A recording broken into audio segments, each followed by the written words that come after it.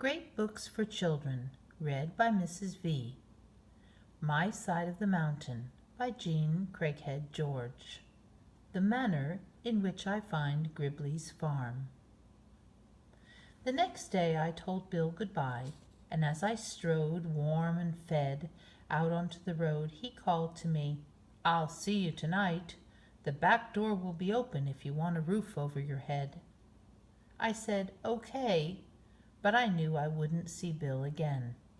I knew how to make fire, and that was my weapon. With fire I could conquer the Catskills. I also knew how to fish. To fish and to make a fire. That was all I needed to know, I thought. 3 rides that morning took me to Delhi. Somewhere around here was great-grandfather's beech tree with the name Gribley carved on it. This much I knew from Dad's stories.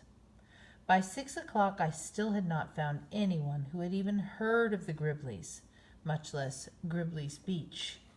So I slept on the porch of a schoolhouse and ate chocolate bars for supper. It was cold and hard, but I was so tired I could have slept in a wind tunnel. At dawn I thought real hard. Where would I find out about the Gribley farm? Some old map, I said. Where would I find an old map? The library? Maybe. I'd try it and see. The librarian was very helpful. She was sort of young, had brown hair and brown eyes, and loved books as much as I did. The library didn't open until 10:30. I got there at 9. After I had lolled and rolled and sat on the steps for 15 or 20 minutes, the door whisked open, and this tall lady asked me to come on in and browse around until opening time. All I said to her was that I wanted to find the old Gribley farm, and that the Gribleys hadn't lived on it for maybe 100 years, and she was off. I can still hear her heels click when I think of her, scattering herself around those shelves, finding me old maps, histories of the Catskills, and files of letters and deeds that must have come from attics around Delhi. Miss Turner, that was her name, found it. She found Gribley's farm in an old book of Delaware County. Then she worked out the roads to it and drew me maps and everything. Finally she said, "What do you want to know for? Some school project?" "Oh no, Miss Turner. I want to go live there." "But Sam, it's all forest and trees now. The house is probably only a foundation covered with moss." "That's just what I want.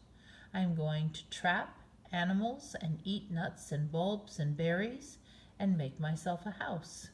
You see, I am Sam Gribley, and I thought I would like to live on my great-grandfather's farm." Miss Turner was the only person that believed me. She smiled, sat back in her chair, and said, "Well, I declare." The library was just opening when I gathered the notes we had made and started off. As I pushed open the door, Miss Turner leaned over and said to me, "Sam, we have some very good books on plants and trees and animals, in case you get stuck." I knew what she was thinking, and so I told her I would remember that.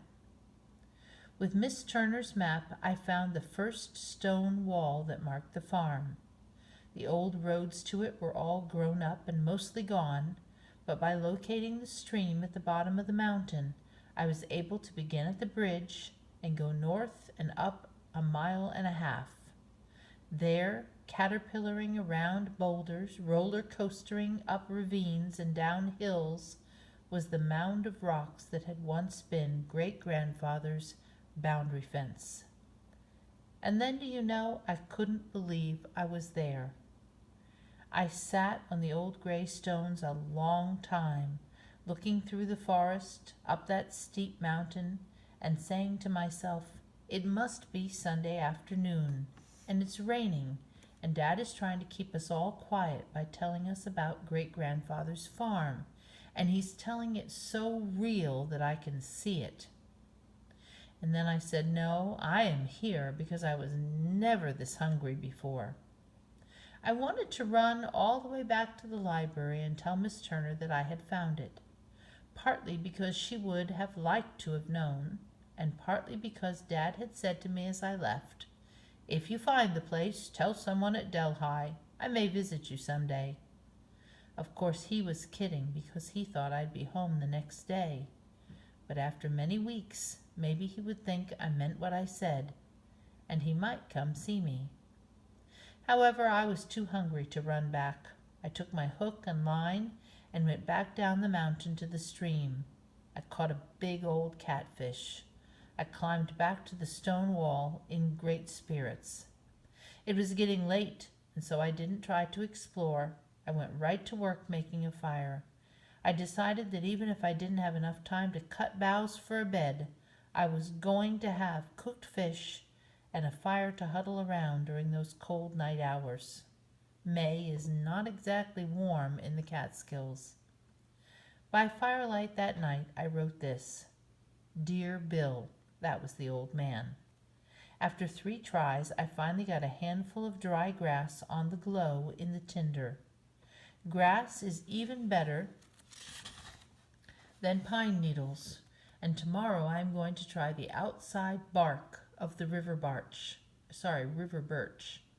I read somewhere that it has combustible oil in it that the Indians use to start fires. Anyway, I did just what you showed me and had cooked catfish for dinner. It was good.